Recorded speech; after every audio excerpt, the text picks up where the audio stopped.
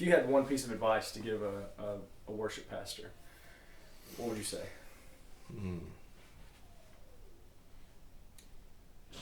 Slow it down. Take your time. I know what it's like to get your you got time constraints naturally. You've got all this stuff you're trying to put together, and it seems so simple to people. They think, well, they just know how to do it. No, they don't. No, they don't. They work hard at it, and you're all the stuff you're trying to remember. Not just the chords. I mean, the different, praise and worship bands play the same song 2-3 times a year. Yeah. They might repeat it 2 or 3 times a year. If it's a really good song, the church really bit into it. You might do it 5-6 times a year, but that's max. Mm-hmm. So it's you're familiar with it, but you're like, man, how'd that thing go? And so it's not like you got a 15 song set that you do week after week like Skinner does. It's new and different every week. Mm-hmm. So they got all that running through their mind. And then there's so many other things. It's the video working, like you do a lot with the video. We're still kind of weak there, and people, troubleshooters, I guess, technician wise, but we somehow cover it.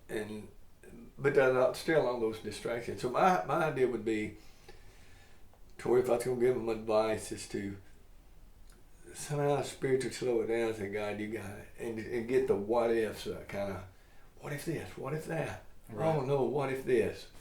What if, when I was playing, what if Dave falls down? Yeah. and I'll tell you, there's a lot of what ifs that go through my head on Sunday mornings. Oh yeah. What if this person doesn't show up? What if the sound guy doesn't show up? What if the guy running this pro presenter doesn't show up? Yeah. What if the drummer doesn't show up?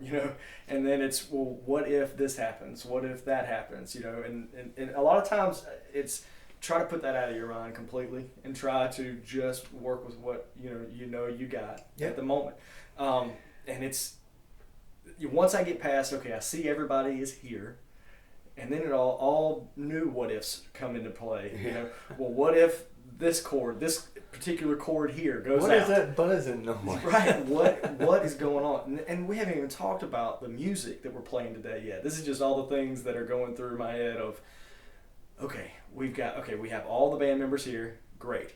Now we've got the sound guy here and the pro presenter guy here. Great. Everybody's got all their equipment. Everything works. Okay. Now we can start playing. And then once we start playing, why is that specific instrument so loud? Does he hear that up at the soundboard? Is that just in my Avion? What's going on? And then it's, let's take a step back and let's just try to follow the Spirit here. And remember what we're here for, which is to praise God. That is what we're here for. Is we're here to worship. We're here for this sacrifice this morning of laying down everything. And that's a big thing that I think I need to work on, is laying down the what ifs. And just going, and we all do, really. All of it. Even the musicians get worried in their own little world about, what if I forget to do this? What if oh God, am I going to remember this part? That's where the work comes in. If you do the work, faithfully do the work, and you do the work during the week, and then you pray, and we forget to pray. Oftentimes, we just go because it's Sunday morning. It's time to be at practice and rehearsal. And also too, for people to remember the difference between practice and rehearsal. But absolutely. And you, as far as all, just pray to God, calm my spirit, calm my heart. Let me trust you, and walk on through, because we've done all we know. We've prayed and we've leaned on you. Trust in the Lord with all your heart, lean not to your own understanding, but acknowledge me in all your ways. Emmanuel Praise Band, worship team, I'll direct your paths. Don't worry about the what ifs. And so, but we're human and we get all amped up. Of course. To just get calm, just peace, be still, and to somehow just don't care.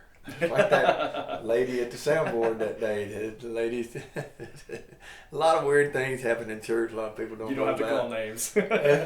And I have to tell this story, but we were over in the gym playing. Of course, we was in the hymn book wars right in the middle of them, and David Stevens was full blown praise and worship, and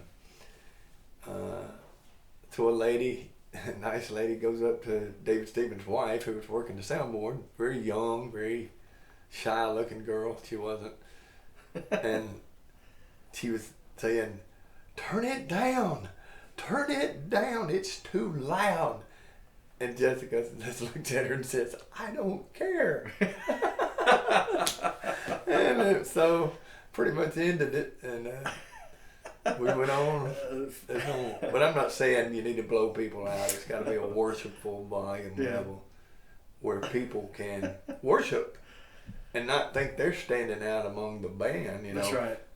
People out in the congregation loud enough so that they feel like they can still hear the worship leader and all that, but not so loud that people are just miserable. Absolutely. So.